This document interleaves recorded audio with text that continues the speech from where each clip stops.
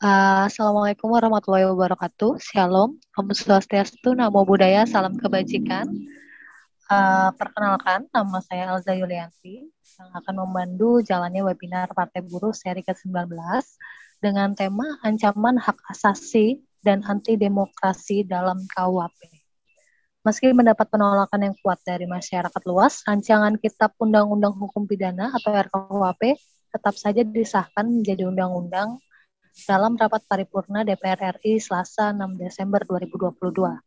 Beberapa pasal bermasalah dalam KUHP tersebut diantaranya adalah pasal tentang dalil hukum yang hidup dalam masyarakat atau living law, lalu ada hukuman mati, penghinaan presiden, penghinaan terhadap pemerintah atau lembaga negara, penghinaan terhadap lembaga peradilan atau contempt of court, lalu juga ada penyelenggaraan pawai, unjuk rasa atau demonstrasi.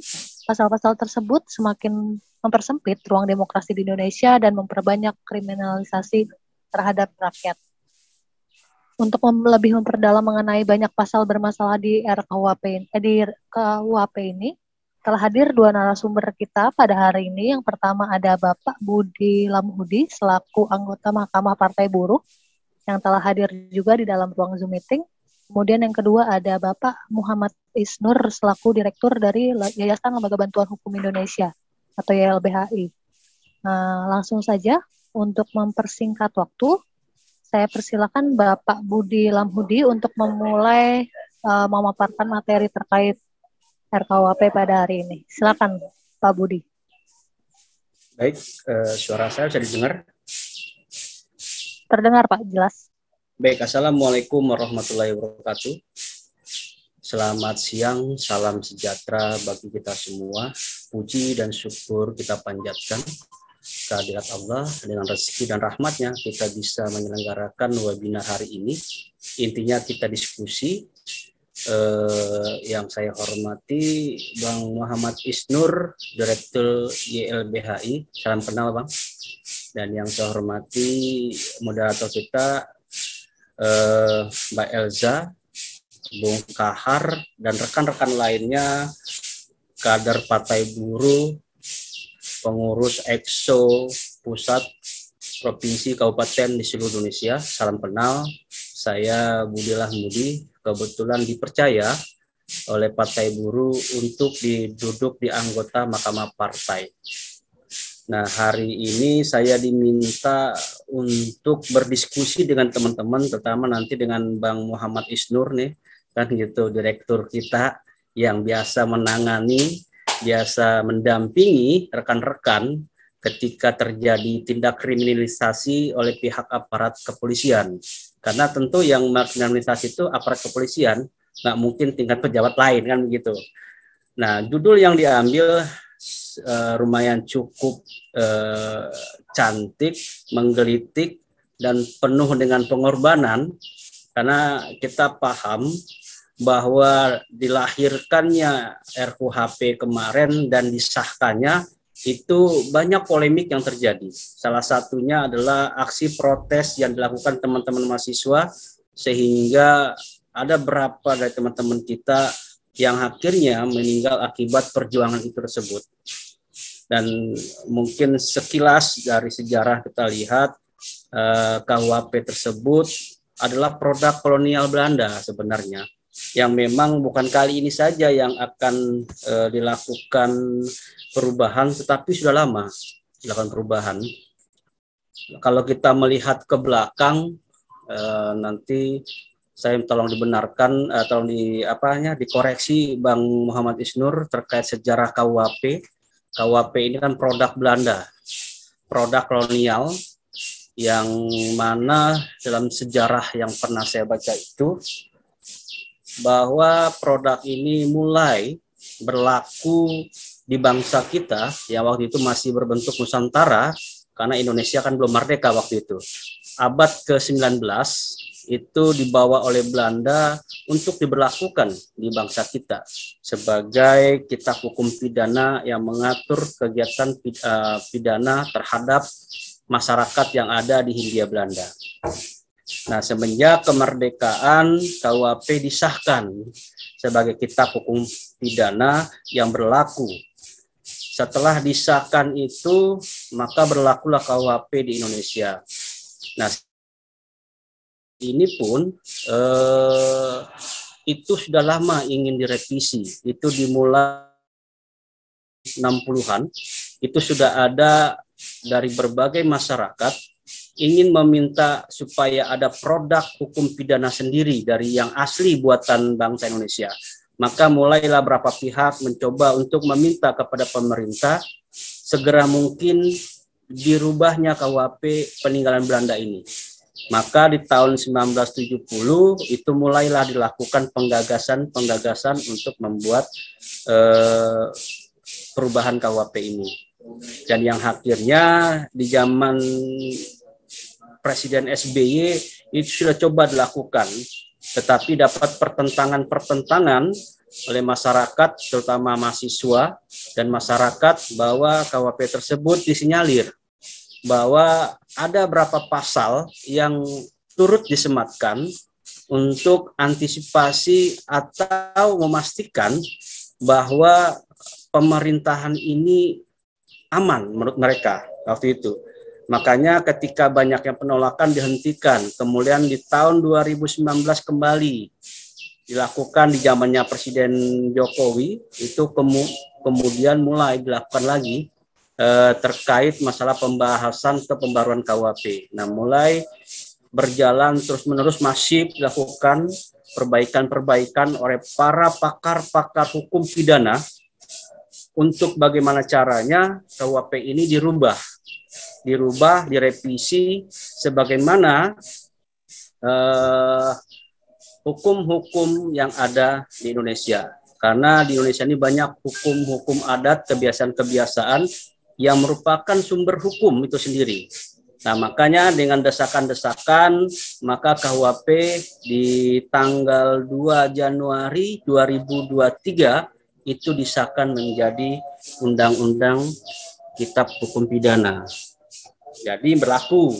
Nah, semenjak itulah 3 tahun ke depan dari semenjak diundangkan, maka KUHP ini akan diberlakukan. Jadi ada penyesuaian dari 2023 sampai 2006 nanti diberlakukannya. Nah, kenapa disampaikan bahwa disahkan KUHP ini menjadi ancaman hak asasi dan anti demokrasi? Karena ternyata selain KUHP ini direvisi, juga ada pasal-pasal yang diselipkan oleh pihak-pihak tertentu agar dapat mengatasi atau menghentikan atau melarang sama sekali terkait kegiatan-kegiatan unjuk rasa. Salah satunya tadi yang disebutkan terkait pasal-pasal yang mungkin bisa mengkebiri demokrasi atau membatasi ruang gerak orang ketika melakukan unjuk rasa. Di antara pasal tersebut ada pasal 349, yaitu pasal penghinaan lembaga negara. Seperti, sebelum pasal 39 kita ke pasal 218, yaitu setiap orang di muka umum menyerang kehormatan atau harkat martabat dari presiden dan wakil presiden. Nah, pasal ini berpotensi membatasi ruang gerak, bahkan ketika kita mengkritik itu bisa dikenakan pasal pidana. Bahkan di pasal ini pun disampaikan ketika penyerangan tersebut melalui media sosial itu lebih bisa ditingkatkan hukuman pidananya. Ini potensi yang akan terjadi apabila pasal-pasal ini bisa digunakan bagi masyarakat atau mahasiswa yang melakukan unjuk rasa terkait mengkritik kebijakan-kebijakan yang telah diambil oleh Presiden dan Wakil Presiden. Itu terkait pasal yang potensi. Yang kedua, pasal 192, yaitu pasal makar. Ini pun juga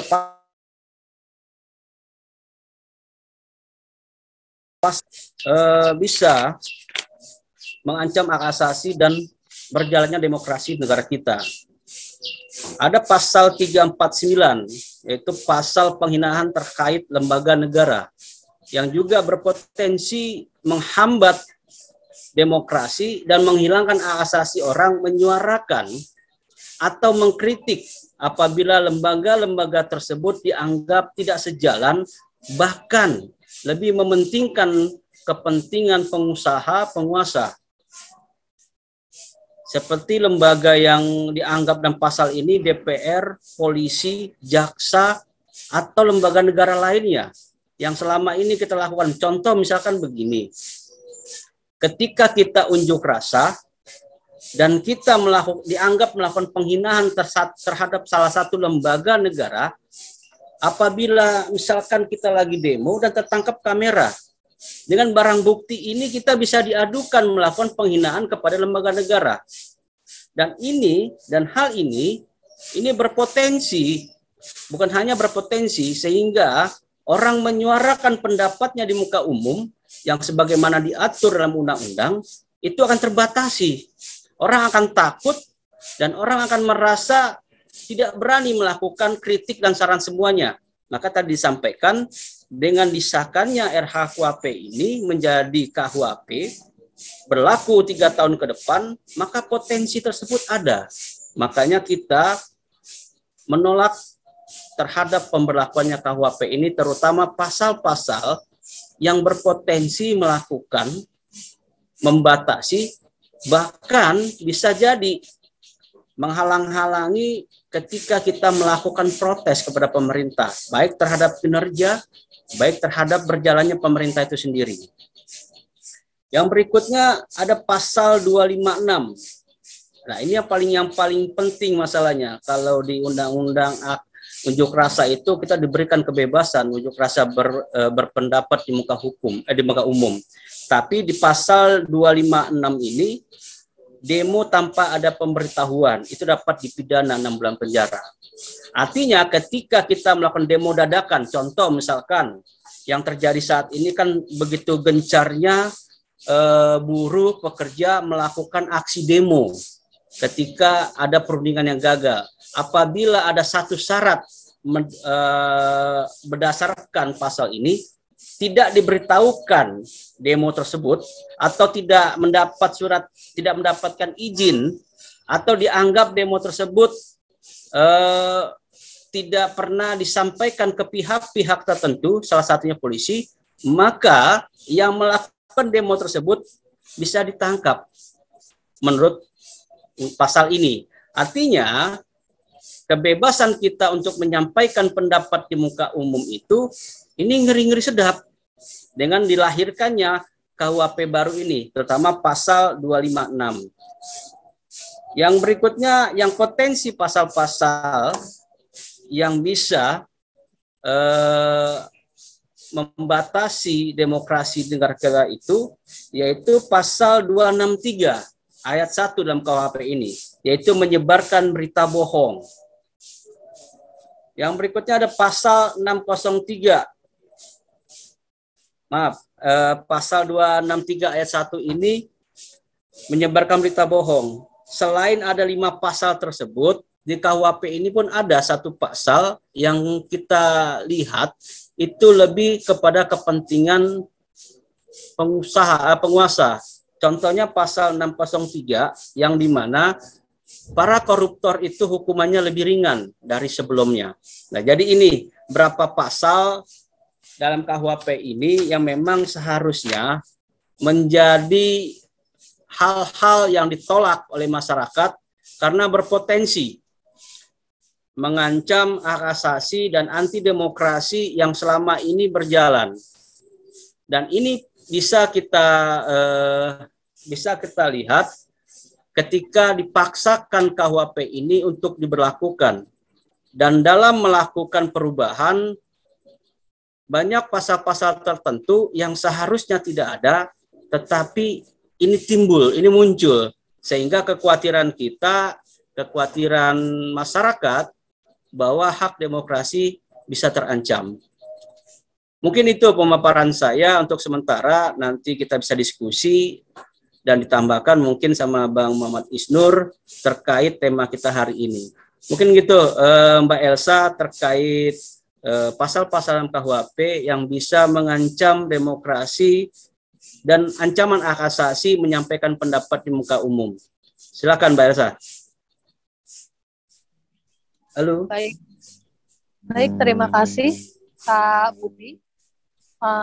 Selanjutnya saya akan persilakan kepada Bapak Muhammad Isnur dari Yayasan Lembaga Bantuan Hukum Indonesia untuk memaparkan pandangannya. Jika tadi Pak Budi sudah menjelaskan ya terkait beberapa pasal yang bermasalah dalam KUHP, selanjutnya kita akan beralih ke narasumber berikutnya. Silakan. Ya, terima kasih Mbak Eza. Selamat siang semua. Assalamualaikum warahmatullahi wabarakatuh. Yang saya hormati rekan-rekan Partai Buruh, ada Mas Budi dan kawan-kawan, ada Mas Kahar juga di sini. Semoga semua sehat selalu ya, dan dalam keadaan lancar semua aktivitas. Pertama tentu terima kasih diundang di forum ini, sebuah kehormatan dan juga bisa diskusi dan mudah-mudahan menjadi masukan atau manfaat bagi kita bersama gitu. Yang pertama adalah gini, tentu kita paham bersama bahwa kriminalisasi itu menggunakan berbagai cara dan berbagai teknik rekayasa gitu.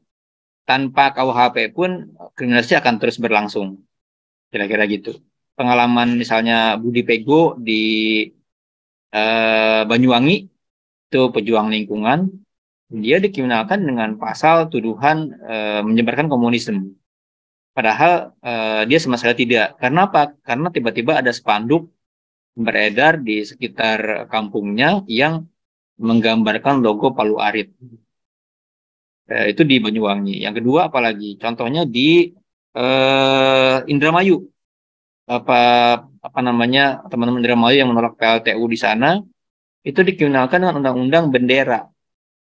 Kenapa? Karena saat ngibarin bendera, seperti biasa kan, namanya tim Paskibra itu ada kesalahan gitu. Terus benderanya terbalik. Benderanya terbalik, yang putih di atas gitu. Itu dianggap penghina bendera gitu. Dikriminalkan di Indramayu. Di Makassar, di Kodingareng, ini semua dampingan LBH karena jadi saya tahu.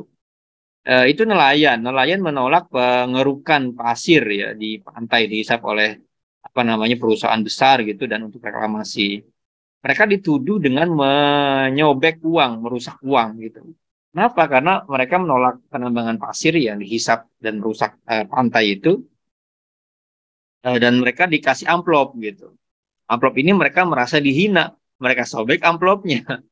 Dan disobek amplopnya tiba-tiba dalamnya ada uang. Dikriminalkan dengan pasal perusakan uang. Jadi kita harus paham bahwa kriminalisasi menggunakan berbagai cara gitu. Nah, kita membincang KUHP sangat penting. Kenapa? Karena kita tengah berada di konteks hukum dijadikan alat untuk merepresi.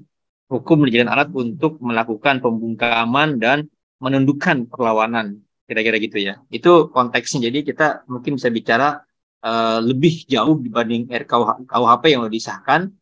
Tetapi konteks situasi hukum penerapan pemidanaan terhadap serikat buruh dan lain-lain gitu. Bagaimana sangat banyak pimpinan serikat dikriminalkan hanya karena mogok atau mimpin aksi gitu ya, hanya karena misalnya menyerukan demonstrasi gitu, dianggap menghentikan dan merugikan perusahaan.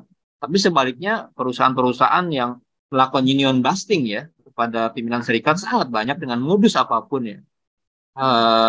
Baik scourging, PHK atau mutasi, yang paling sering mutasi itu mereka, dan itu nggak diapa-apain gitu, nggak pernah asal soal union busting itu diterapkan ya undang-undang serikat buruh.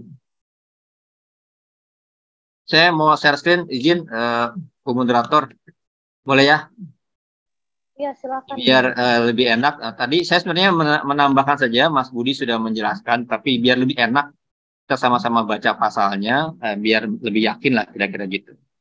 Pertama, tentu tadi yang dibilang oleh Mas Budi ya, klaim atau kampanye yang dijelaskan oleh teman-teman rumus, pemerintah, dan DPR itu ada 4 hal yang kita bisa ikuti. Pertama adalah dekolonisasi. Apa maknanya kalau kita kutip ininya Pak Muladi ya, ini salah satu senior yang paling dihormati dalam tim Prunus, adalah sebentar ini kok ada ini ya. Nah, membongkar meniadakan karakter kolonial KUHP yang secara mendasar ditanamkan oleh pemerintah kolonial Hindia Belanda secara terstruktur, sistematis dan masif, pemberlakuan kopi dan lain-lain, ini hukum pidana ya, WVS, pidana di wilayah Belanda. Yang kedua apa? Demokratisasi. Jadi menyesuaikan dengan iklim demokrasi, perubahan konstitusi yang lebih mengadopsi hak asasi manusia. Apalagi misalnya ratifikasi berbagai konvensi internasional soal hak asasi manusia. Jadi bagaimana harusnya KUHP menyesuaikan, mengharmoniskan dengan banyak undang-undang hak asasi manusia yang sudah kita ratifikasi. Harusnya seperti itu nuansanya. Contohnya apa? Ya di konteks PBB hukuman mati itu sudah dihapus, dihilangkan pun negara-negara lain, tapi di Indonesia masih diterapkan. Pemidanaan yang tidak merendahkan terhadap manusia. Perubahan positif dalam pemidanaan, pidana mati masih dilakukan dengan perubahan-perubahan yang semakin sulit ya. Terus apalagi harmonisasi, bukan hanya hak asasi manusia, tapi teori-teori pemidanaan itu kan sudah banyak berubah sesuai dengan perkembangan pengetahuan dan zaman. Dan tentu yang terakhir adalah konsolidasi. Sangat banyak undang-undang yang lain ya, undang-undang tindak pidana kekerasan seksual, gitu, undang-undang misalnya KDRT dan undang-undang yang banyak lagi lainnya yang sudah baru, sudah adopsi tantangan zaman yang baru, sehingga kemudian harusnya ini dikonsolidasi. Nah ini 4 hal ya, mungkin bisa di-mute kali ya, ini 2146. Oke, lanjut. Nah, untuk kerangka berpikir, bagaimana kita bisa menilai KUHP ini sesuai semangat kebangsaan tidak? Kita harus memulai dengan berbagai kerangka. Gitu. Kerangka yang paling mudah dan harus kita pakai secara mutlak adalah konstitusi. Karena undang-undang itu kan harusnya adalah cerminan dari konstitusi gitu. Maka semangatnya semangat apa? Bagi kita harusnya adalah semangat misalnya kalau di paragraf pertama jelas kata kemerdekaan ya, kemerdekaan, kemanusiaan, keadilan menjadi prinsip. Harusnya tiap peraturan pasal di semua undang-undang termasuk KUHP menginginkan menjamin keadilan, menjamin kemanusiaan, menjamin kemerdekaan. Mendorong ke arah negara yang merdeka, bukan semakin banyak mengatur, membatasi, mempidana, ya semakin kemudian kita nggak merdeka kan, semakin mendorong kesatuan, mendorong kedaulatan, mendorong keadilan kemakmuran. Dan ini juga harus diteruskan misalnya supaya berkehidupan kebangsaan yang bebas.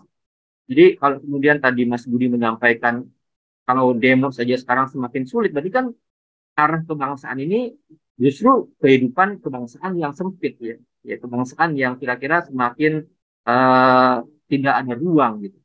Baru hari ini juga saya dengar Mas Budi dan kawan-kawan KPI mengeluarkan semacam dorongan pada media untuk tidak meliput demonstrasi.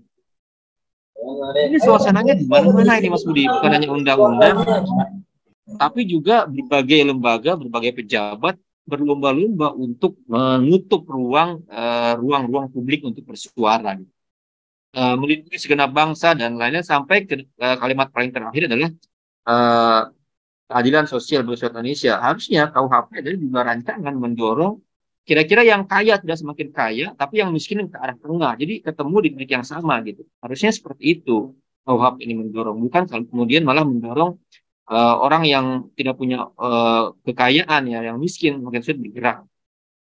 Dengan pasal-pasal yang lain, pasal-pasal soal negara hukum, prinsipnya bagaimana negara hukum itu kan semangatnya adalah kalau kita baca di berbagai teori dan landasan membatasi kekuasaan negara.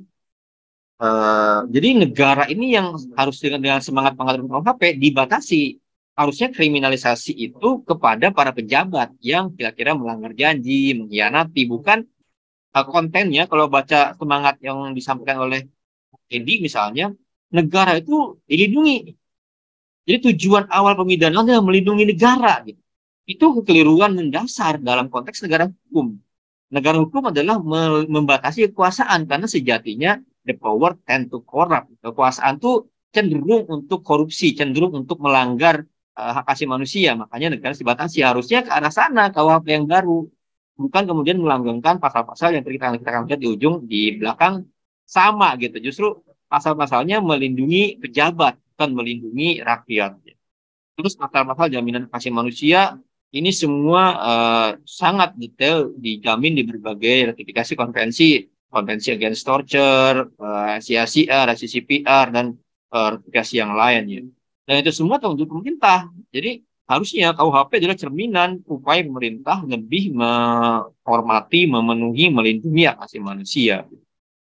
Nah, tadi yang saya bilang, suasana pembungkaman, suasana represi itu dicatat. Jadi bukan cuma keluhan saya gitu, keluhan teman-teman serikat buruh, teman-teman kira-kira aktivis NGO, tapi ini sudah tertulis, terkaji secara legitimate oleh para ahli di berbagai kampus, bukan hanya Indonesia, tapi berbagai belahan dunia, di mana semua menemukan pola yang sama bahwa dalam kurun 7 atau 8 tahun terakhir, Indonesia mengalami arah yang memburuk ya, regresi, apa namanya, di backsliding, recession, bergerak ke arah otoritarian. Ini sudah apa karena sudah diuji gitu secara akademik bahwa ya memburuk situasinya gitu. Pertanyaan sederhana gini, kapan terakhir kali kita bisa aksi di depan istana, terutama May Day? Saat May Day, kapan kita berhasil nembus ke depan istana aksi May Day? Tahun berapa terakhir? Saya masih ingat terakhir aksi yang agak serius ya, yang kita sampai besar dan dipukuli itu 2015. Si menolak dari pengupahan 78. Itu sampai di depan gedung RRI kan. Setelah itu dipukulin. Itu saja terakhir sampai nggak sampai istana gitu. Mungkin aksi sampai istana sekitar 2014-an, 2013-an gitu. Jadi ruang aksi saja semakin sulit. Sekarang udah diblokir di patung kuda. Itu tanda bahwa istana semakin alergi dengan aksi. Itu zaman SBY kita masih ingat tarungannya, aksi ini di depan istana ini pakai toa atau pakai mobil gitu ya. Negosiasinya boleh, tapi dulu kita biasa pakai mobil ya. Saya masih ingat aksi May Day 2008 kalau nggak salah 2000 apa, kita sampai tembak-tembakan dengan water cannon gitu. Polisi minta maaf gitu ya. 2009 juga masih, 2010 masih gitu. Tapi setelah itu nggak ada lagi tuh aksi May Day sampai ke istana gitu. Pun di DPR ya kita aksi sampai jam 5 udah dibubarkan, jam 6 udah dipukul mundur gitu. Itu menyempitnya ruang-ruang demokrasi, dan padahal itulah kesempatan buat kita sebenarnya menyuarakan apa namanya suara gitu. Kalau semakin menyempit ya kita mungkin nggak punya ruang suara di ruang publik. Dan survei juga menyatakan seperti ini. Jadi ini saya tanya ke teman-teman yang sering berkolaborasi, apakah teman-teman serikat buruh di level basis, di level PUK itu juga punya apa namanya militansi atau kebebasan ruang yang luas? Enggak gitu. Jadi sekarang aksi-aksi di berbagai daerah, kabupaten kota itu semakin mengecil. Konsolidasi besar itu ya semakin sulit dan semakin direpresi oleh polisi gitu. Contohnya ketika aksi Omnibus Law Cipta Kerja 2020, itu pengaduan ke YLBH saja yang masuk ya minta didampingi 4.300 orang Indonesia, belum yang tidak mengadu berapa banyak gitu. Jadi penangkapan ribuan itu udah menjadi biasa sekarang. Jadi kalau teman-teman aksi 1.000 ditangkap 4.000 pun bisa oleh polisi. Jadi ini juga makin ngeri di mana-mana. Jadi udah ETE semakin menyempit. Nah, soal sejarah, apakah anaknya masih kolonial apa tidak gitu? Saya membaca buku pleidoynya Bung Karno, Indonesia Menggugat. Bung Karno pernah protes tentang pasal 161 KUHP yang lama nih ya. Bagaimana bahasanya Bung Karno buruh loh ini. Perlindungan kepentingan kaum buruh. Menurut beliau tidak ada sama sekali. Arbeit inspeksi. Jadi pengawas itu nggak ada tuh. Hak mogok dan lain-lain dimusnahkan lah ya. Realitanya terhalimunkan sama sekali ya. Jadi kemerdekaan cetak ini sebelum merdeka gitu. Pertanyaannya, apakah pasal yang Bung Karno kira-kira impikan ya, Bung Karno protes ketika disidangkan di Landrat Bandung itu? Enggak ada. Di mana 161 ya? 161. Oke, itu ancaman kepada orang yang menyiarkan, mempertontonkan, menempelkan tulisan atau menghasut melawan pada kekuasaan umum. Pasal inilah yang dipakai buat mengkriminalkan teman-teman, termasuk dulu lawyer LBH Jakarta pakai pasal ini dikriminalkan teman-teman serikat buruh, ya kan? Apalagi pasal yang lain, pasal hasil kelen, pasal yang isinya adalah menghina lembaga negara, misalnya mengancam lembaga negara, 161 bis misalnya, pasal kebencian, hasil kelen ya. Terus bagaimana? Masih ada di yang lama, di 154 ya kan, barang siapa di muka umum menyatakan perasaan kebencian dan lain-lain. Ini di KUHP lama nih, 154 atau 55 nih. Nah pertanyaannya di KUHP yang baru gimana? Kita bisa melihat semangat yang diusung oleh Bung Karno sejak di Landrat Bandung ya, di mana dia ada 161, 155, itu kembali dipertahankan oleh pemerintah dan DPR. Di mana pasal 240 tadi yang dibilang oleh Bung Budi. Jadi pasal 240 masih mengemukakan setiap orang di muka umum dengan lisan atau tulisan menghina pemerintah atau lembaga negara. Menghina siapa? Menghina presiden, ya kan? Menghina DPR, DPD, DPR, MA dan MK. Jadi intinya apa? Intinya peraturan zaman kolonial yang diprotes Bung Karno ya terus nempel selama masa Indonesia, Republik Indonesia, dan sekarang terus nempel ada di KUHP yang baru. Jadi mimpi Bung Karno tahun 30-an itu ya belum bisa terwujud gitu. Pasalnya masih ada gitu. Dan semangat tadi yang saya bilang harusnya negara dibatasi, sekarang justru negara dilindungi gitu. Ini yang kita bisa lihat gitu.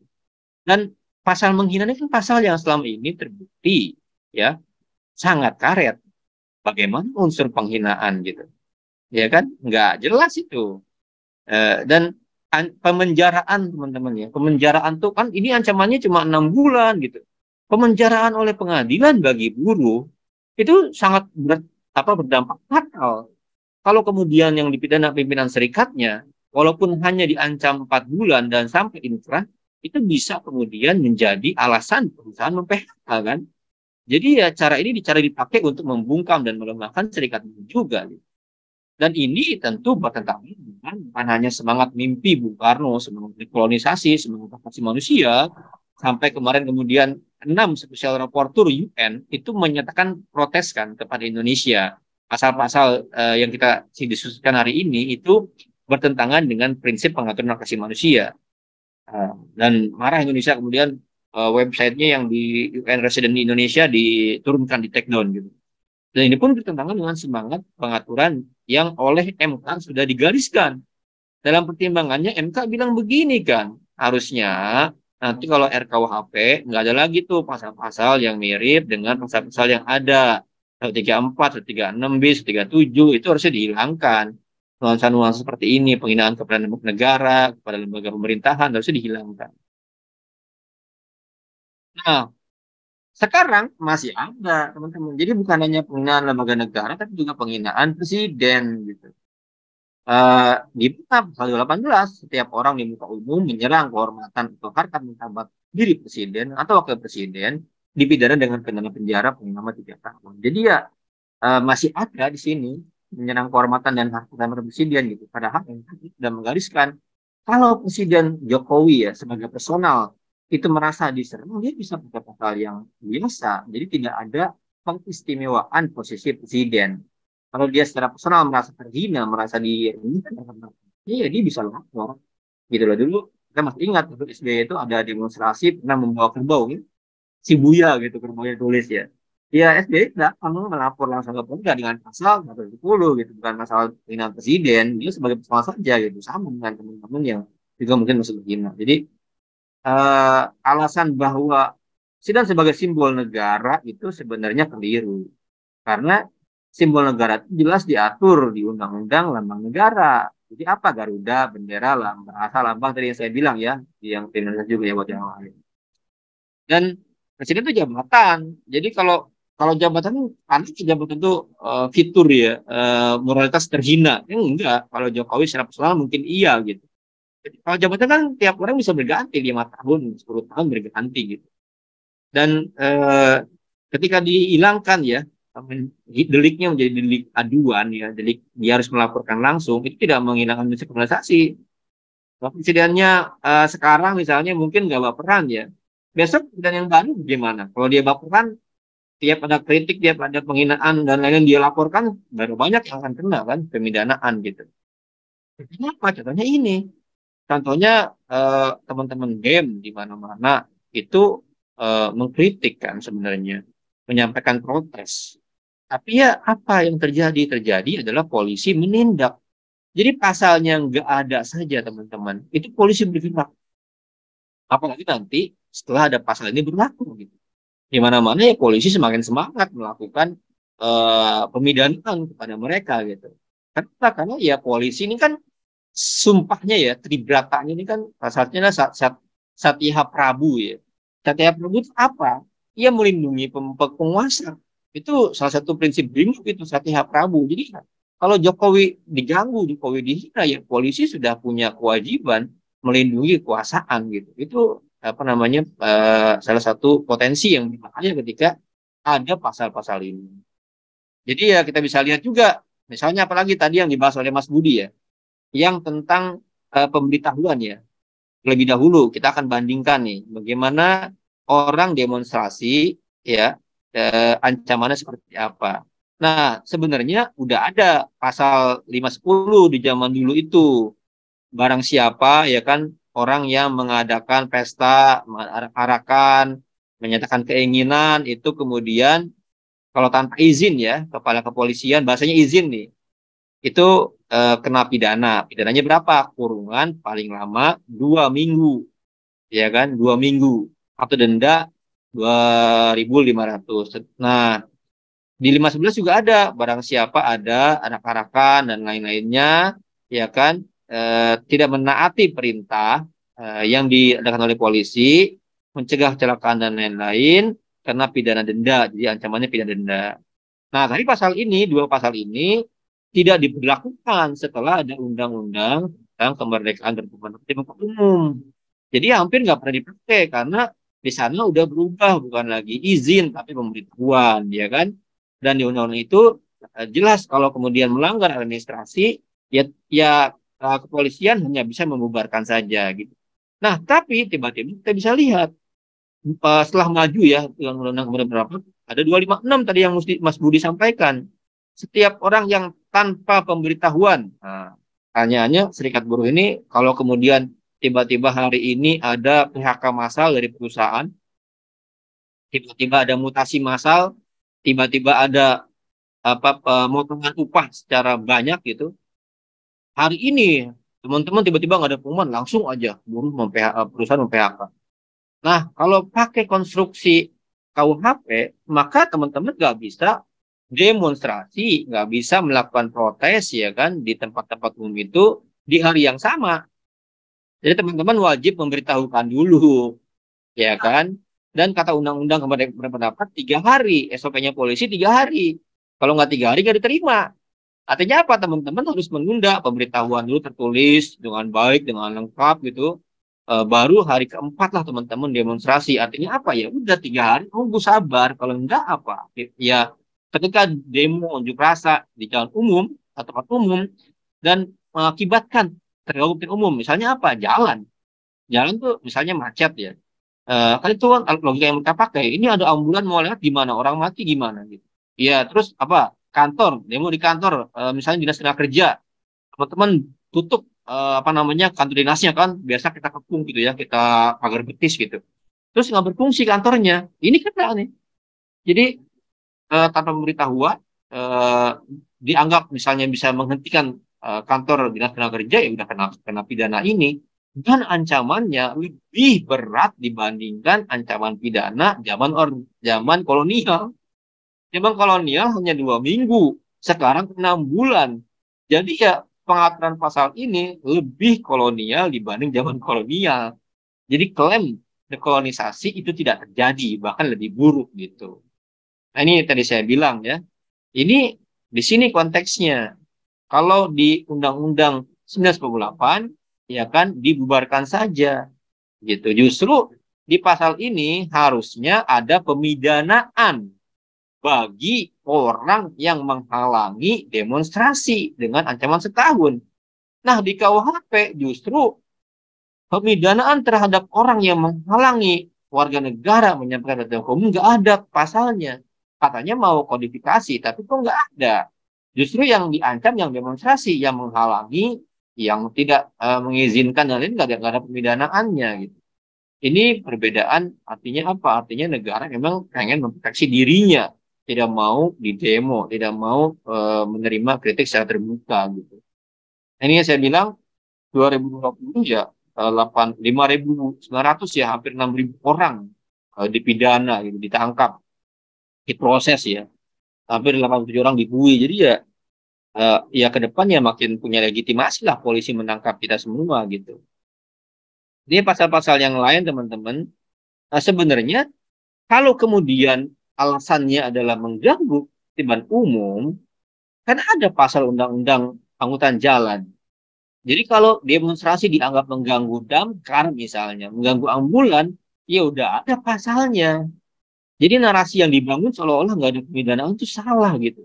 Ada pasalnya, bos, gitu. Kita bisa baca di undang-undang yang lain. Jadi harusnya pemerintah kalau mengacu ke sini saja gitu. Dan apalagi 106 misalnya, ini pasal makar ya. Jelas kalau pasal makar, pasal yang lama itu kita bisa lihat. Dulu ancamannya seumur hidup, sekarang pidana mati. Jadi dari segi ancaman lebih keras lagi dibanding dulu gitu.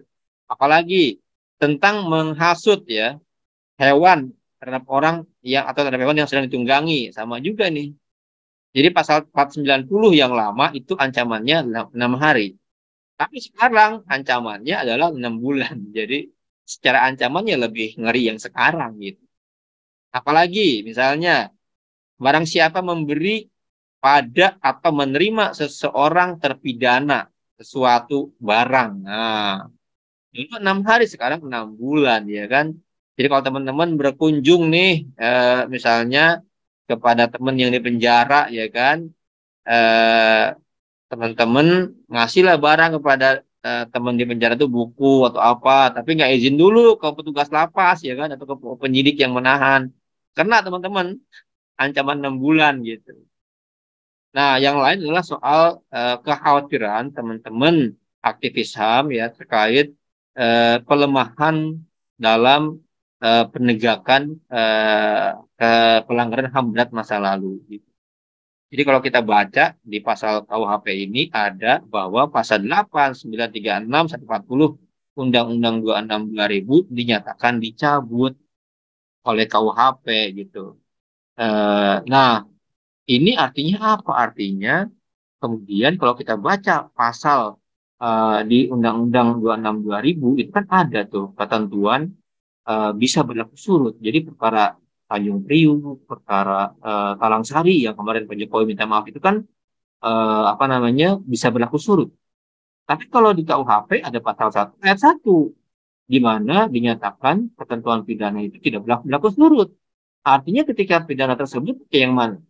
Pasal 1 KUHP atau pakai pasal 26 2000. Nah, ini perdebatannya kalau menurut pemerintah itu ya pakai undang-undang 2000 gitu. Tapi ya bisa jadi dalam hal konteks pembelaan ya pengacara para penjahat HAM ini menggunakan dalil ini untuk menolak atau menggunakan apa namanya pengujian dan bisa lemah penegak dalam menarik para pelaku pelanggaran berat ke pengadilan.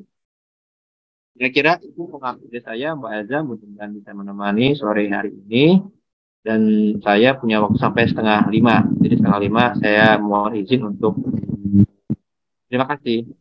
Oke, baik. Baik, terima kasih Mas Isnur dari YLBHI. Baik, tadi kita dapat simpulkan ya bahwasannya setelah aksi protes besar-besaran yang dilakukan oleh Gerakan Rakyat bertajuk Reformasi di Korupsi 2019 lalu, itu tidak mengubah satupun pasal-pasal yang ada di dalam Undang-Undang KUHP. Kalau perubahan ada Mbak, kalau perubahan ada. Kalau perubahan yang kita berhasil dorong banyak. Jadi pasal-pasal ancaman itu ada perubahan, tapi memang perubahannya bukan di konteks menghilangkan pasal, tapi mengubah norma, jadi menghaluskan. Jadi kalau apakah ada pencapaian yang kita lakukan bersama? Banyak. Tapi apakah masih mengandung pasal berbahaya? Iya gitu. Jadi pemerintah dan DPR tergesa-gesa mengesahkan tanpa menunggu pasal-pasal yang tadi itu diselesaikan. Kira-kira gitu. Saya tidak ingin juga menafikan ya usaha kerja maksimal kita bersama yang sangat keras dan belum penuh risiko itu. Oke, baik. Betul. Jadi masih ada ya pasal-pasal di dalam KUHP itu sendiri yang terjadi kemunduran gitu. Bahkan tadi masih juga KUHP itu lebih buruk daripada pasal kolonial. Jadi ada pernyataan seperti itu. Dan juga terkait HAM, para penjahat HAM masa lalu itu juga diputihkan di pasal KUHP yang baru saja disahkan. Kurang lebih itu, jadi memang ada wujud nyata kemunduran demokrasi di Indonesia melalui konstitusi yang baru saja disahkan, yaitu Undang-Undang KUHP. Baik, selanjutnya saya akan membuka sesi tanya jawab bagi kawan-kawan yang ada di dalam ruangan Zoom meeting, bisa open mic atau menuliskan pertanyaan di kolom komentar. Silakan kawan-kawan, apakah ada yang ingin bertanya?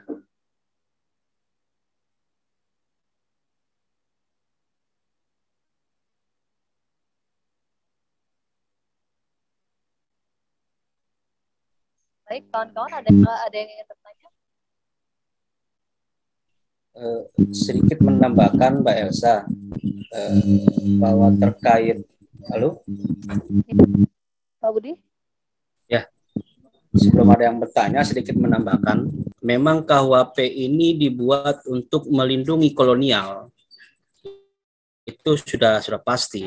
Nah, dari pemaparan oleh Bang Isnur, itu mengindikasikan setelah kolonial tidak ada, maka KUHP ini direvisi untuk melanggengkan atau melindungi kepentingan penguasa. Contoh tadi disisipkannya berapa pasal yang sudah ada ancaman-ancaman ketika kita melakukan kritik-kritik, kan begitu, supaya terlindungi pejabat-pejabat ini supaya tidak terganggu. Nah, inilah pasal KUHP ini diciptakan. Betul, kita juga tidak menafikan bahwa kita butuh terhadap KUHP tersebut. Tetapi setidak-tidaknya tadi disampaikan oleh Bang Inur bahwa ada juga perlindungan bagi hak asasi manusia ketika kebebasan berpendapat di muka umum itu juga dilindungi. Contoh, sampai terjadinya hilangnya nyawa orang yang melakukan aksi, itu juga perlu dipertanyakan.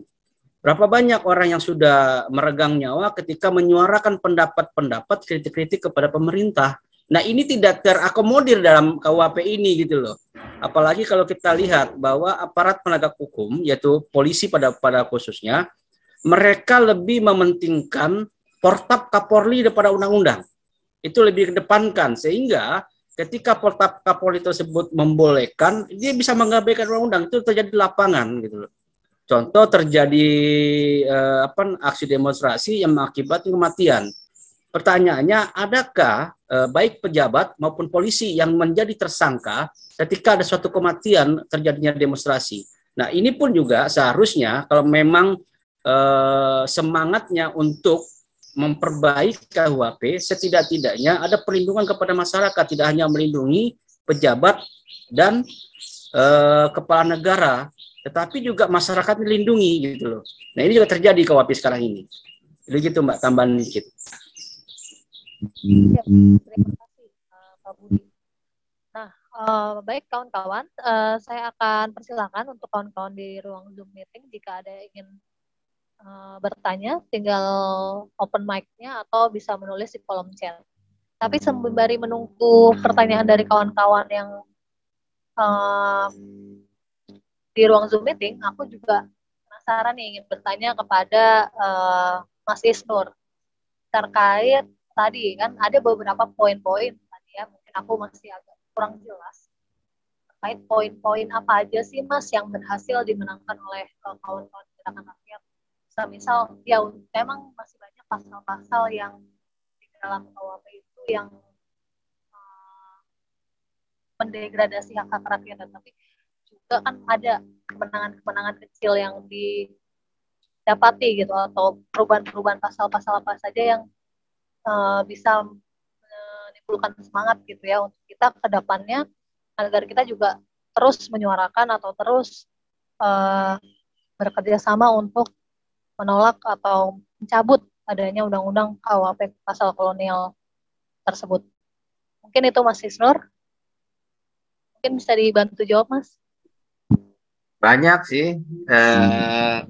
Beberapa Kalau poinnya total aja. pasal total ya. Pertama terkait pasal ancaman terkait dari mulai awal tuh perdebatannya soal pasal 2 ayat 1 ya, terkait apa namanya living law. Living law itu kan kalau 2019 itu mengacu kepada hukum adat yang disahkan oleh Perda gitu. Nah, itu sebenarnya kita targetnya menghapus pasal itu. Tapi kan repot pemerintah, kita upaya sampai ketemu inisiatornya para Barda ya ke rumahnya gitu, upacara adat dan lain-lain. Tapi ya hanya sampai bisa berubah akan diatur oleh PP gitu, kata pemerintah. Dia bergeser ya. Gitu. Apalagi pemidanaan misalnya terkait ancaman terhadap kohabitasi ya, isu-isu dalam rumah lah, kumpul kebo, perzinahan. Dulu itu bisa dipidana lapornya oleh lurah ya.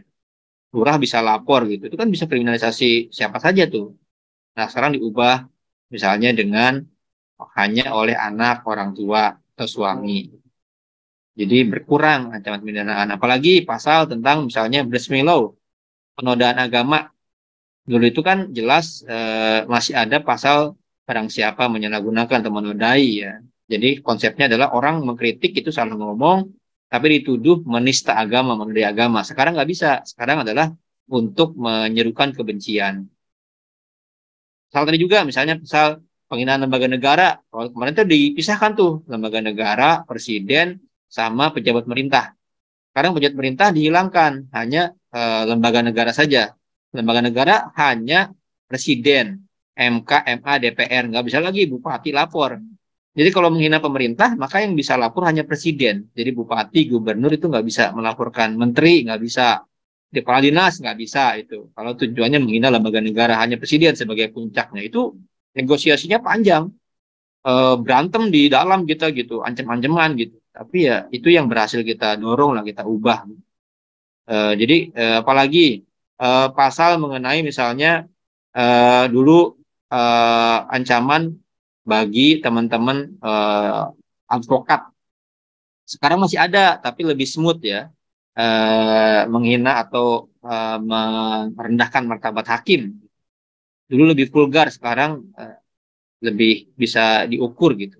Jadi secara politik hukum sebenarnya nggak bergeser. Mereka masih ada pengaturannya, cuman ngakalinnya akhirnya setelah kita demo dasar-dasarkan tuh membuat penggunaan pasal itu semakin sempit. Nah, semakin sempit, semakin kalau mau ya ini indikatornya, ini unsur-unsurnya, dan yang bisa melapor adalah pihak-pihak ini. Itu mungkin beberapa yang masih banyak sih kita bisa buat sandingan sebenarnya. Tabel-tabelnya pun ada. Terus apalagi tipu-tipunya mereka gini, tipu-tipunya adalah ITE. Jadi ada ketentuan pasal ITE itu dihapus ya. 27, 28, 29 karena dianggap mengkriminalkan. Tapi di KUHP ada unsur pembeda. Jadi sekarang kalau di KUHP itu di ITE itu pemindahan ITE hanya 3 poin ya, 27, 28, 29. Sekarang di KUHP jadi banyak. Jadi hal-hal itu dibuat 2 lapis dengan cara offline ya, misalnya penghinaan itu dengan cara di tembok, tulis gitu, dan on internet. Jadi sekarang modus pengkriminalisasi online ITE jadi makin banyak di KUHP gitu, walaupun dia disandingkan dengan pasal di atasnya. Gitu. Jadi seolah-olah KUHP ITE hilang, dihapus, padahal enggak juga. Gitu sih. Jadi dan ini kan tantangannya adalah yang kedua itu kita juga harus lebih serius ya dan lebih keras berjuang di RKUHP. Tadi kalau Mbak Elza mengantarkan problemnya adalah di penyidik ya, di penyelidik terutama kepolisian yang karena paling sering berurusan. Kenapa? Karena di KUHP-nya memberikan kekuasaan yang sangat besar kepada penyidik. Penyidik bisa menangkap seenaknya, bisa melakukan penyadapan seenaknya, bisa menahan seenaknya, memperpanjang tahanan seenaknya. Nah, itu harus comply dengan ketentuan internasional. Jadi, sebenarnya pertarungan yang sekarang lebih besar yang harus kita hadapi ya, sambil KUHP juga bertarung karena 3 tahun lagi berlakunya, kita bisa lucuti nih pasal-pasal yang ada, ya kan? Bisa review lah. Kalau Partai Buruh misalnya masuk ke DPR, Komisi 3, ya harus didorong untuk direview pasal-pasal masalah ini. Itu mungkin jadi agenda penting Partai Buruh ketika di DPR ya, dari kekuasaan nanti. Tapi juga KUHP KUHP ini akan masuk periode perubahan. Tahun 2012 dulu, KUHP sudah masuk pembahasan pasal 1 di DPR. Sudah dibuka persidangan, tapi Polri protes. Kepolisian protes, sehingga ditarik lagi tuh pembahasan. Jadi dihentikan seluruh proses pembahasan di DPR. Itu baru definisi tentang apa itu penyidik-penyelidik. Jadi baru definisi tentang penyidik-penyelidik, polisi langsung protes dan dihentikan prosesnya. Jadi ini itu kekuatan politik yang sangat besar kalau mau mengurangi, membatasi kewenangan kepolisian. Jadi ya harus lebih gede lagi, dan ini lebih serius. Jadi kalau KUHP kan materialnya kan, pasal-pasal diterapkannya. Tapi kalau tadi menurut Mbak Elza, yang lebih krusial justru yang menggunakannya. Nah, sekarang bagaimana caranya kita mereformasi yang menggunakannya? Kota besar, KUHP masuk prolegnas, teman-teman harus buat kajian yang sangat serius, mengajukan revisi kira-kira perubahan KUHP versi Partai Buruh. Bagaimana catatan kepolisian, kejaksaan, hakim dalam mengkriminalkan atau menekan Partai Buruh di mana berada. Ini kesempatan buat teman-teman buat konsep yang sangat baik, ya kan? Bagaimana reformasinya? Bernie Sanders itu sosialis ya, di Amerika itu sosialis gitu kan, para ininya orangnya. Dia mendorong mengajukan 140 halaman reformasi kepolisian dalam pemidanaan. Jadi saya pikir penting teman-teman membawa konsep baru dalam untuk mengurangi kekuasaan penyidik dan penyelidik yang selama ini sangat over kekuasaan. Gitu. Demikian teman-teman. Oke, baik. Terima kasih Mas Isnur. Tadi berarti banyak ya tantangan yang depannya atau partai alternatif yang hari ini hadir dengan kontestasi menuju pemilu 2024. Tadi Mas Isnur juga menanggapi bahwa nanti kita masih perjuangan RKUHP kita ini masih panjang 3 tahun lagi, dan usahakan kita juga sama-sama nih godok pasal-pasal bermasalah di KUHP agar ketika nanti waktu-waktu rakyat dari Partai Buruh naik dan mengisi di kursi-kursi DPR, komisi-komisi di DPR RI, itu bisa juga memiliki kajian yang komprehensif untuk dorong pasal-pasal bermasalah di KUHP itu dicabut. Mungkin aku lanjut ya ke Pak Budi. Pak Budi? Ya, ini Mbak Esa. Oke, tadi kan Mas Isnur sudah menjelaskan terkait tantangan-tantangan nih yang akan dihadapi oleh Partai Buruh ke depan jika memang nanti wakil-wakil rakyat gitu ya, wakil-wakil anggota legislatif dari unsur Partai Buruh itu masuk ke dalam komisi-komisi DPR, itu juga turut mendorong pasal bermasalah RKUHP itu segera dicabut. Bagaimana tanggapan Pak Budi untuk depannya perjuangan kita bisa sebutnya perjuangan bersama untuk menghapus pasal-pasal. Jadi nanti bisa berkolaborasi dengan YLBHI terkait materi-materi, terus isu di luar melalui eksternal, dan di dalam internal parlemen juga itu bisa dimenangkan oleh Partai Buruh. Mungkin itu aja. Silakan Pak Budi tanggapi. Ya, baik, terima kasih Mbak Elsa. Ya, saya sepakat dengan Bang Ibnur bahwa bukan hanya KUHP yang kita takuti, RKUHP pun juga perlu kita cermati. Karena polisi kita sekarang ini diberikan kekuasaan yang luar biasa. Contoh salah satu kasus yang pernah saya tangani, bahwa ketika kan kalau di KUHP itu minimal 1 bukti dan 1 saksi, maka baru bisa dilakukan penangkapan. Tetapi sekarang berbeda, ketika ada kerjasama yang intens seseorang dengan aparat kepolisian, perkara itu bisa dinaikkan gitu. Bisa dinaikkan, bisa dirancang sehingga orang yang tidak salah pun bisa jadi salah. Karena dengan begitu besarnya kekuasaan yang diberi kepada kepolisian. Contoh begini, ABRI itu masih di bawah kementerian, sedangkan kepolisian itu langsung di bawah presiden. Secara jalur rantai komando pun dia lebih tinggi dibanding ABRI. Artinya kekuasaan polisi yang begitu besar itu harus dibatasi. Dan kita berharap Partai Buruh bisa menang pemilu dan bisa mendudukkan kader-kader kita di DPR, sehingga begitu ada rancangan undang-undang yang akan dibahas di DPR, itu bisa kita saring dan bisa kita jangan sampai undang-undang ini merugikan masyarakat umum, terutama buruh. Dan mudah-mudahan ke depannya kita masih bisa dalam rancangan RKUHP nanti, kita bisa masuk di sana dan menentukan dan membatasi ruang gerak penyidik-penyidik kepolisian, sehingga setidak-tidaknya apabila nanti KUHP ini disahkan, KUHP ini benar-benar membatasi kewenangan kepolisian yang betul besar. Dan kita berharap tahun 2024 Partai Buruh bisa menjadi partai pemenang pemilu, sehingga minimal 20% parlemen itu milik kita, dan bisa menentukan arahnya ketika ada undang-undang yang akan dibahas dan undang-undang yang akan nanti diberlakukan. Mungkin itu Mbak Elsa. Oke, baik. Terima kasih Pak Budi. Sudah ada yang raise hand dan satu dari peserta. Silakan Yoyo S untuk buka-nya. Halo. Kayaknya mikrofonnya bermasalah deh, Mbak. Ya, Mbak Elsa. Iya. Halo. Noise-nya tinggi, Mbak. Tes.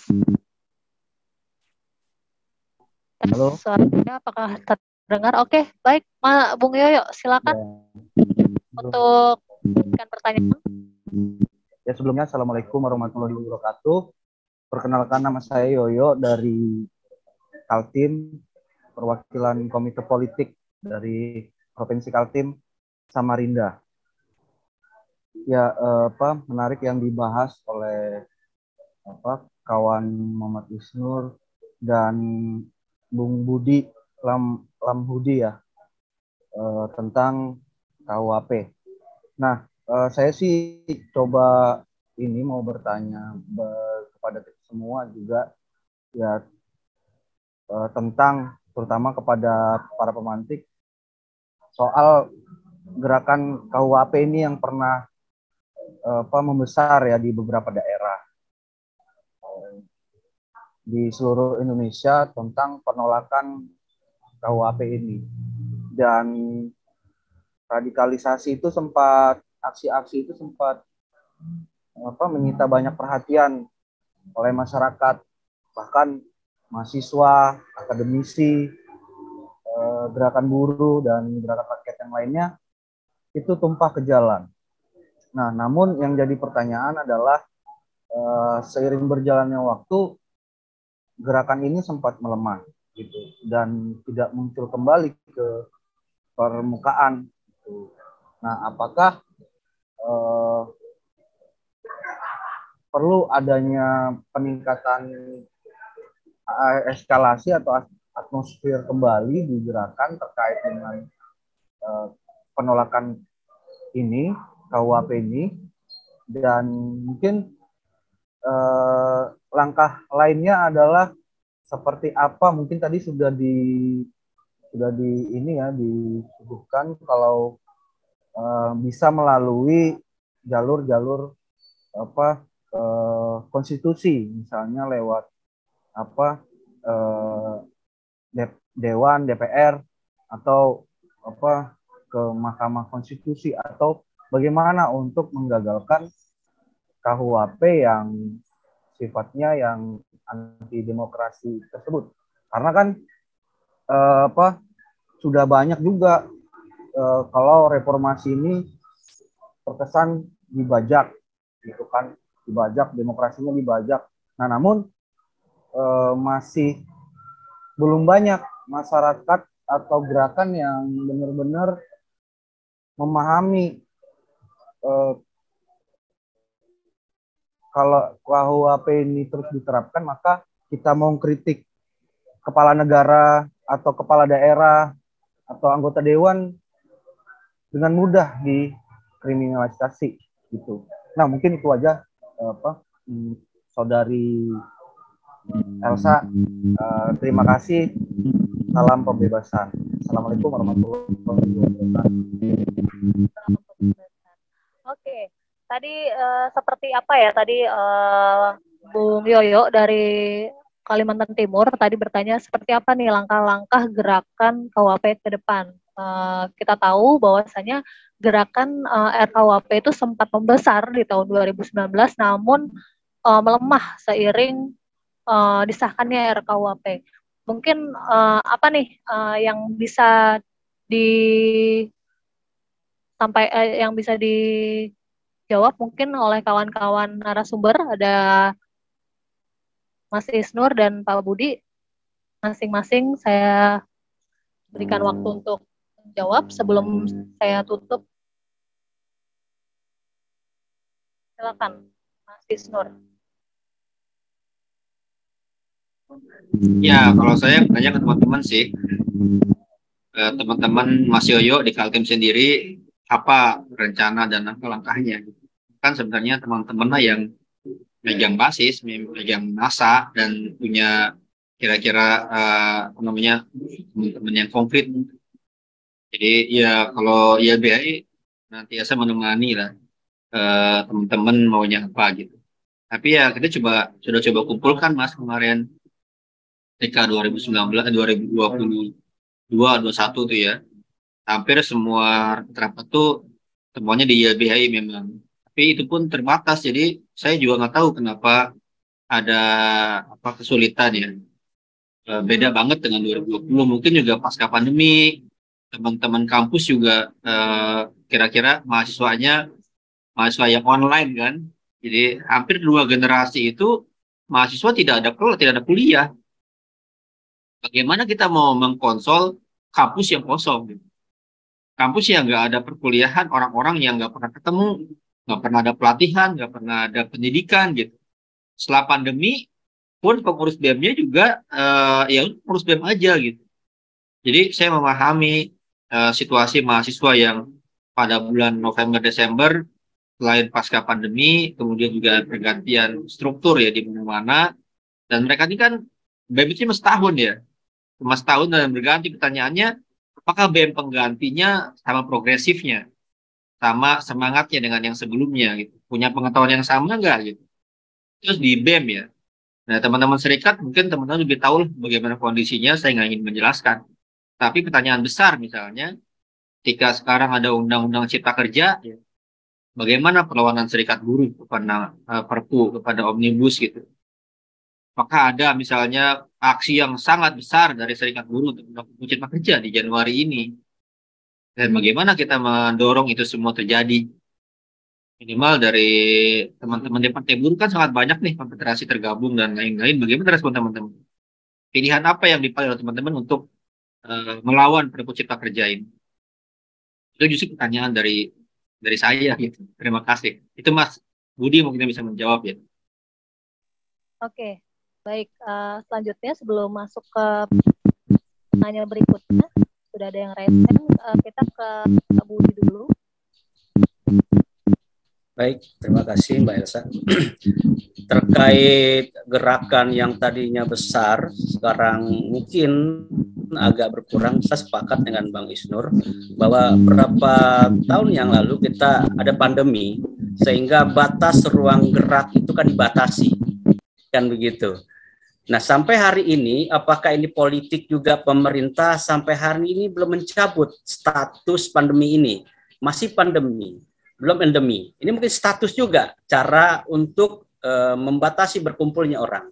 Itu pertama. Yang kedua, seharusnya memang kita tetap mengkonsolidasi pergerakan dan pergerakan agar gaung ini tetap bisa hidup dan menjadi suatu nilai tawar ketika dari pemerintah tidak memberikan pilihan. Itu pertama dalam sisi pergerakan. Dalam sisi yang lain, kita sama-sama tahu bahwa Partai Buruh ada partai pergerakan yang lahir dari pergerakan, Dan itu bagian dari perjuangan kita. Lobby, aksi, itu bagian perjuangan kita.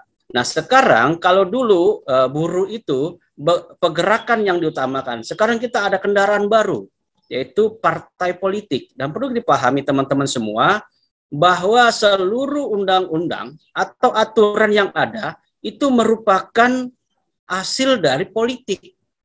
Kalau kita tidak terjun dalam politik, maka kita jadi korban politik itu sendiri. Maka itu kepada seluruh EXO yang ada di Indonesia Raya, pahamkan kepada anggota, pahamkan kepada masyarakat bahwa kita adalah korban dari politik. Maka itu kita harus menentukan arah politik kita. Dengan adanya partai buruh sebagai kendaraan politik kita pastikan 2024 partai politik atau partai buruh harus menang. Sehingga kita bisa mewarnai, bisa memberikan masukan ketika ada suatu undang-undang yang akan dilahirkan. Karena kalau selalu kita melakukan pergerakan itu kan ada naik turunnya. Tadi disampaikan oleh Bung Yoyo. Begitu dia naik dan begitu dia turun. Ketika ada penurunan ini, kita ada partai politik yang bisa kita jadikan sebagai motor penggerak dalam menghasilkan hasil-hasil dari politik itu sendiri, termasuk undang-undang. Nah, harapan kami bahwa Partai Buruh bisa menang di 2024 sehingga setiap yang dihasilkan politik itu tentu untuk kepentingan masyarakat, terutama kaum buruh. Mungkin itu yang menurut saya yang harus kita lakukan sekarang ini. Oke, baik. Terima kasih Pak Budi atas tanggapannya. Kita lanjut ke penanya berikutnya. Sudah ada yang meraise hand. Bung Eko Sumantri, Palembang. Silakan Bung, open mic. Terima kasih Mbak Elza. Selamat sore. Assalamualaikum warahmatullahi wabarakatuh. Bang Budi Lamhudi, Bang Isnur dari PHI, Pak Elza dan teman-teman sekalian. Saya Eko Sumantri dari Serikat Pekerja PLN Indonesia, merupakan bagian dari KPBI. Yang pertama saya tentunya mengucapkan apresiasi ya adanya Zoom hari ini. Ini manfaat sekali untuk kita semua. Apalagi yang disampaikan narasumber tadi, ini kayaknya terjadi seperti kami alami gitu kan, kondisi saat ini ya. Kondisi saat ini, jadi sangat pas sekali nih Mbak Elza, situasinya narasumber kita nih kayaknya bermanfaat buat kami. Makanya tadi saya langsung minta bagikan presentasinya tadi yang disampaikan. Itu yang pertama. Terus yang kedua, memang kondisi kita saat ini betul kata narasumber, banyak terjadi inkonstitusional ya, yang memang jalannya ini adalah jalan yang harus ditempuh secara politik gitu ya. Dan alhamdulillah KPBI ini mengawal gerakan kami di PLN ya, dari awal tahun 2022 gitu kita berusaha mencegah. Sekarang ini kan sudah semua lini mungkin terjadi inkonstitusional ya, termasuk juga di BUMN. Nah, di BUMN sendiri, mungkin PLN sendiri yang belum privatisasi ini. Nah, namun dengan adanya kebijakan hari ini pemerintah menerapkan restrukturisasi holding subholding ya, di mana restrukturisasi ini jelas adalah mempermudah privatisasi ya. Alhamdulillah KPBI ini sempat mengawal mulai kita meluncing buku, bedah buku ya, gerakan dan segala macam. Sampai dengan kita hari ini menggugat Direktur PLN, Menteri BUMN dan Menteri Tenaga Kerja di Pengadilan Negeri Jakarta Selatan dengan kasus perbuatan melawan hukum. Ini adalah ibaratnya baru pemantik kecil ya, pemantik kecil artinya pekerja ini tidak diam. Pekerja hari ini melakukan perlawanan baik dari parlemen jalanan maupun secara litigasi ya, dengan gugatan-gugatan. Nah, mungkin ini bisa menjadi untuk bahan juga nih Bang Isnur, Bang Budi, untuk ke depan saya mengusulkan ini bagaimana langkah-langkah strategis, karena ini penyelamatan aset negara dari sektor BUMN ini kalau udah betul-betul ini dibuka, maka pasti tenaga kerja asing itu akan semakin mudah masuk, dan pribumi ini tidak hanya sebagai penonton, malah mungkin akan jadi budak di negeri sendiri. Itu akan terjadi di sini kan, yang sekarang ini sudah mereka fasilitasi melalui Undang-Undang Cipta Kerja gitu kan.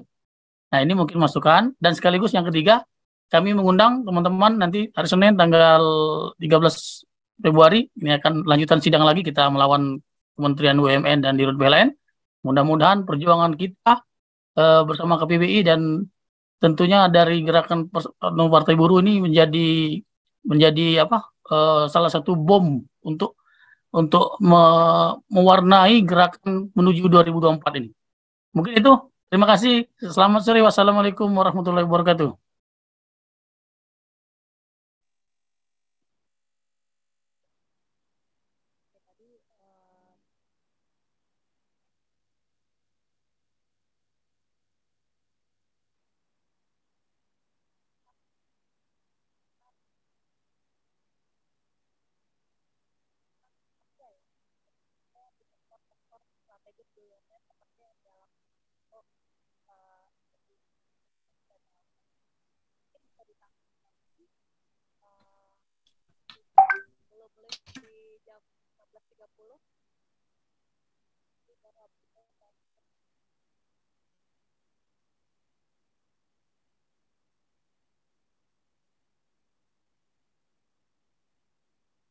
Halo? Gue Elsa nggak ada suaranya Elsa. Oke, aku cabut aja. Networknya kayaknya sepertinya agak bermasalah. Lanjut saja. Saya akan panggil Mas Isnur untuk segera menanggapi tadi apa yang dipertanyakan oleh kawan Eko dari Serikat Pekerja PLN ya, bagaimana KUHP ini juga mengancam adanya pekerja-pekerja di sektor energi listrik atau proyek-proyek nasional BUMN ya. Lalu bagaimana ke depannya, apakah perjuangan kawan-kawan PLN ini juga bisa juga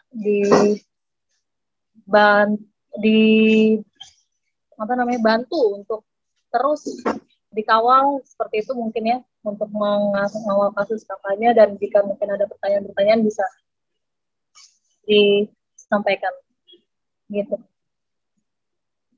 Halo, terdengar suaranya? Bung Mas Isnur? Ya, kalau dari saya sih, ini kan tidak pertanyaan, yaitu penjelasan saja. Terima kasih Mas Eko, dan tentu perjuangan teman-teman di PLN ini sangat panjang ya. Dulu sangat panjang sekali, saya ingat dengan Pak Daryoko sejak sangat lama itu mendorong dan mencegah privatisasi di PLN ya. Ya tentu ya kita harus terus membersamai lah teman-teman ini. Dulu pernah ada rencana mogok, demo besar, itu saya masih ingat ya. Selama belasan tahun terjadi di sini. Jadi saya juga salut dengan teman-teman yang masih terus berjuang di sini. Sangat jarang lah serikat BUMN yang kira-kira terus konsisten seperti teman-teman. Jadi ya teman-teman juga harus menularkan semangat perlawanan itu kepada teman-teman BUMN yang lain. Dulu ada koalisinya tuh, sekarang saya nggak tahu apa namanya, Serikat Pekerja BUMN Bersatu itu ya dulu ya. Karena nggak tahu tuh bagaimana dengan rencana holding itu kan, ya bagaimana kejadiannya gitu. Dan litigasi juga dilakukan dulu teman-teman SPLN sampai judicial review ke MK ya beberapa kali. Jadi semua cara kita pakai, segala kemungkinan kita usahakan, dan bukan hanya di isu langsung menyangkut serikat atau anggota serikat, tetapi juga menyangkut hajat hidup orang banyak ya, menyangkut energi, menyangkut keadilan yang lain juga disuarakan gitu. Itu keren banget. Jadi sekarang juga banyak nih isu-isu misalnya penggusuran ya, perampasan ruang hidup dan lain-lain gitu. Tapi memang bagi saya sih ini justru kesempatan buat teman-teman ini menunjukkan perlawanannya atau kritisismnya gitu, pembelaan terhadap kelompok-kelompok buruhnya gitu. Jadi yang Mas Budi sampaikan, saya mendorong justru dibuktikan sekarang gitu.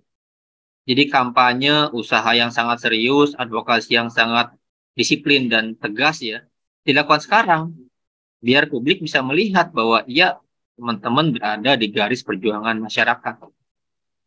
Justru itu adalah bagian dari campaign ya. Ketika teman-teman melakukan gerakan-gerakan yang sangat masif di mana-mana, satu sikap ya, Lagi kan kalau partai satu komando misalnya sampai bawah, misalnya menyuarakan isu KUHP, tentu itu akan menarik menjadi sebuah agenda kampanye sendiri gitu. Jadi ya saya mendorong sih lakukan sejak sekarang, dan momentum itu justru nggak akan bisa terulangi atau terlewat kalau kemudian dilewatkan. Misalnya Perpu Cipta Kerja lah sekarang. Bagaimana momentum ini justru momentum konsolidasi secara maksimal di teman-teman gitu. Di mana anggota atau struktur partai itu bisa bekerja untuk menolak Perpu Cipta Kerja ini sekarang. Walaupun belum di kekuasaan, tapi ya di luar kekuasaan justru bisa dilakukan kan dengan terbuka dan masif juga. Terima kasih. Oke, baik. Terima kasih, Mas Isnur. Kita lanjut tanggapan dari Pak Budi. Setelah itu saya akan menutup jalannya diskusi kita pada sore hari ini. Silakan Pak Budi, ada tanggapan mungkin? Baik, terima kasih Mbak Esa. Ya, saya sepakat tadi dengan Bang Isnur. Memang kita Partai Buruh itu komitmen dengan perjuangan kita, dengan didirikannya tempat-tempat pengaduan bagi masyarakat yang apabila dalam melakukan upaya hukum itu terbentur. Bahkan kita sudah menyiapkan berbagai macam tempat-tempat pojok-pojok pengaduan. Artinya gini, artinya Partai Buruh betul-betul serius dalam memperjuangkan hak-hak hukum masyarakat, apalagi tentang hak-hak hukum kaum buruh. Kita masih ingat yang disampaikan oleh Presiden Partai Buruh bahwa pemerintah itu menjadi agen outsourcing, dan ini pun banyak di perusahaan-perusahaan BUMN yang mempekerjakan outsourcing sehingga itu sangat merugikan bagi kaum buruh.